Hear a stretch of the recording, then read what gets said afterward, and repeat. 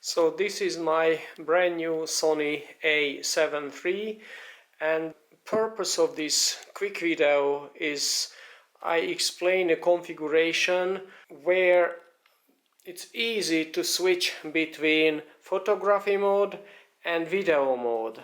I use manual exposure mode, and this is the M mode, and then the other one is the videography mode. So therefore, with a single switch between M for photography, one between videography, I can easily switch between these two modes. Keep in mind, which I love very much, that the Sony cameras has, at least many of them or most of them, a dedicated exposure compensation, and this is a natural extension and device and tool for auto ISO. So in my camera system I use automatic or auto ISO. So this is what I'm going to explain now, how I configured these two modes. So in photography mode, you can use the back dial button to change the shutter speed and the front dial to change the aperture or iris. This is one of my favorite lenses, and this one is the Power Zoom 28 to 135 videography lens, which has, as the name suggests, a power zoom, and it also has a dedicated aperture ring, but I locked it, so that way I use, at least in this situation, the front dial to change the aperture and the back dial the shutter speed. And the ISO, as I explained, this is in auto ISO, and then that's where we have the compensation. So when you press the shutter button, then you can see immediately what was the calculated ISO. At the moment here is ISO 5000. Always keep an eye on the auto ISO value, so that way you can completely control. And then controlling the ISO value in M mode, this is where the exposure compensation plays a big role. So therefore, when, for example, just to check the ISO value, you can also press this AEL button, which shows what is the calculated value. When you don't like it, you find it too high, then you can just change maybe -1, and when I press, either you can see that the ISO value is controlled accordingly. So that's my suggested way. I configured my camera, the C1 button, C1, to magnify, zoom into, and then while zoomed in you have the option to focus either. So I configured this option with the custom keys, and this is the focus magnification, and this is what I have configured. And the camera is in AFS mode, as seen here. Yes, and then when I want to change into AFC mode, I configure this button, the center button, to AFC. You can see that while I'm keep pressing, this is especially important when working with eye autofocus. The camera is simply changing to AFC mode while I keeping, and then I also can take pictures in APS-C mode. So this is completely fine. So I keep pressing the center button and then just using the shutter to take pictures. When I release, it changes back to AFS mode, and then of course with AFS mode I also have the option to take a pictures, and in AFS mode I can press the C1 button, and then with the C1 button I mean this zoom magnified mode, I can double check if the focus is perfectly fine.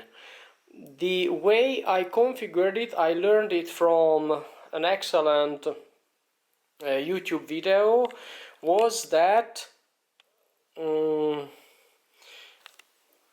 this was set custom key and then go to the center button, and this is the recall custom hold, and when I go here, this custom hold, I uncheck each of these option except the focus mode, which is continuous, the focus area is wide, and the autofocus is started immediately. And then this is the way I configured this button. Again, when I press this button here, and this is called the center button, it changes immediately to APS-C mode, and then you can take the pictures. In this movie the guy changed this AEL button, but since this button by default, the central button is configured for IAF, I think this configuration is more closer to the standard configuration, and I can simply keep the AEL button as it was designed originally. And then of course the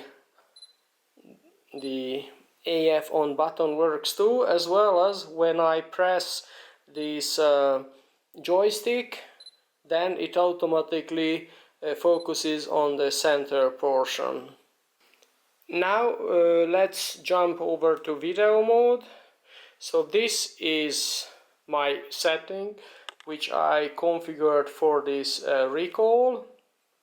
I use manual exposure exactly the same way, so both in video I have the option to change the shutter speed, but the shutter speed immediately jumped to 1/50th of a second because I'm in a PAL country, therefore, and my frame rate here is 25 frame per second, 4K 100 megabits per second, and then this is the 180 degree rule for the shutter speed, so that's why the default, and normally this shouldn't be changed. So what you can do is to change actually the aperture. That's the front dial, that's normally what I am using, because the ISO again is auto. Unfortunately on Sony cameras, when you press the AEL button, it doesn't show the calculated ISO value, which is a bummer. So we have no clue what was the actual value here. So therefore the exposure compensation definitely has significant importance, because for example, let me just start the zebras. Zebra is a tool to show the over exposure. So when I change, as seen, the exposure compensation, you can see the zebra stripes immediately jumps in, showing the areas which are going to be overexposed. So when I just going back to 0, and then down, of course, the ZBrowse can show that the auto exposure, of course, has a meaning. The only problem we don't see in a on a Sony camera the actual value. Even when I press the shutter button, it is not shown and not calculated. Even when I start recording, let me just start recording. When I press the shutter button or the AEL, the ISO value is not shown. That would be excellent if Sony could add this in a future firmware update to be able to use auto ISO with this mode either. Otherwise, then you have to jump into manual ISO settings. Both in video as well as photography, there could be a useful function, which is when you change your camera into APS-C mode. And then I configured my C2 button to automatically, with a single click, switching over to APS-C mode and back for full frame. As seen, displayed on the camera. And then this is a very nice feature, and the way I configure this is custom keys, and this is the way I configured my custom C2 button to do that. The other interesting possibility, now the camera, let's change over to APS-C mode, and while in APS-C we also have the option to further jump in. This is in video mode, and what is interesting, let me just start recording. I start recording, and on Sony cameras this is completely fine to jump in to while the camera is recording into magnified mode. So this option is not available on any cameras I worked with. Definitely this is not available on Panasonic cameras. The other interesting feature is clear image zoom, which is in my setting automatically configured. So the way it works is that when I start on my lens, this is the power zoom lens. This is quite tricky. So you have two options. You have a manual and a servo. It works only in servo mode. So let's come here. I change to servo, if I'm not mistaken. Yes, and then I'm zooming in, and then as seen here, the clear image zoom works nicely and in an automatic way. So when I want to switch off, disable clear image zoom on this lens, I just change back to manual. The reason is that because this is a hard stop zoom ring, so this is quite a nice feature. So when I am zooming this way, the camera, the lens never jumps into the clear image zoom. You see, when I change back to let me show you another trick. This zooming can also be done with any lens, not only with the power zoom lens, this clear image zoom. I configured the down button on my camera. When I press, it jumps into this clear image zoom menu or option, and then this works only in manual mode. I mean, when my lens is in manual mode, as seen here, this works only then. So on power zoom lamp, this is also possible to use clear image zoom.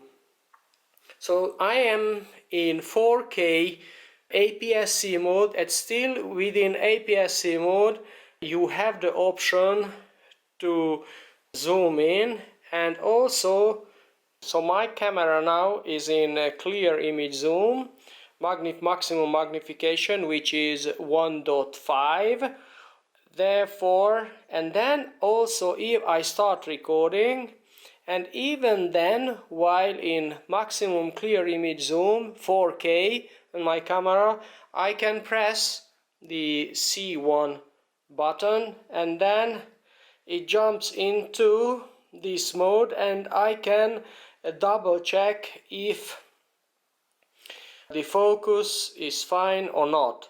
So this is again an excellent feature of the Sony cameras, that this magnification works in video mode too, which is interesting because in video mode the camera is in AFC mode, and in movie mode in AFC you have the option to zoom in while recording or when not recording, so anytime.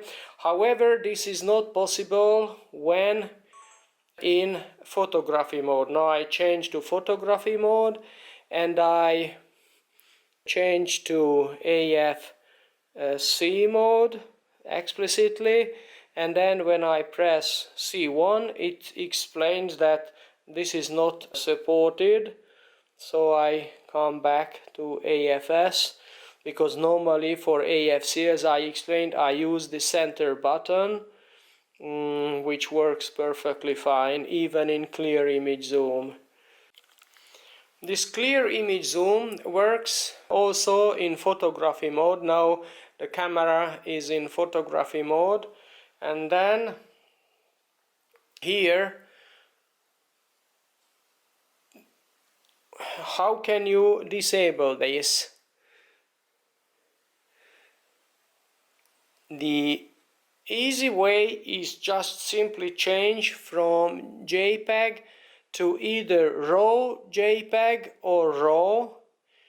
You see, when I'm in JPEG, clear image zoom kicks in because this was the last status, but when I jump to RAW shooting file format, then it's not available. So this is a possibility. And also limitation, so this clear image zoom works only in JPEG mode. So actually this is an in-camera JPEG manipulation process, which is quite fine, especially useful in video. A number of people are saying that in photography mode this is meaningless. Yeah, I pretty sure that's okay. However, when you are in a shooting situation where you have to deliver quickly solutions to your editor, to your news portal or wherever, then you don't have the time to process a lot your raw images, and when you need, how to say, an immediate zooming at the closest punching in as possible, that is the time when you can simply change over to JPEG, and then you can use clear image zoom to make in APS-C mode to make really a close-up shot. The other setting was, which I loved and learned from an excellent YouTube reviewer, is when we are in review mode, photo review mode, and then pressing C1. I configured my camera. When I press C1, you see, immediately I enable and disable the star, because this is an excellent feature. You have the option when you are in a quickly want to give some star rating. Of course, the possibility to star your images is when in a custom key, And then this is the rating. I defined the rating to C1 and C2 both. And then here the rating, when I press rating, I enabled only the first 1-star button, not all the 5. So this way, when pressing the C1 once and twice and it doesn't go through all of this possible, when I enable say 3 of them, and just here is one image, when I press C1, first this is 1-star, then 2-star and 3 stars, and then cycles through. But I think that's too much. It's just simply easier to use star. In my practice I never use more than 1 star. So let's come back to the menu and change back my setting to custom key and rating. It doesn't matter, the rating setting is okay, and then that's the way. Sorry. Okay, C2 or C1 doesn't matter, both of my buttons are changing the star of a image.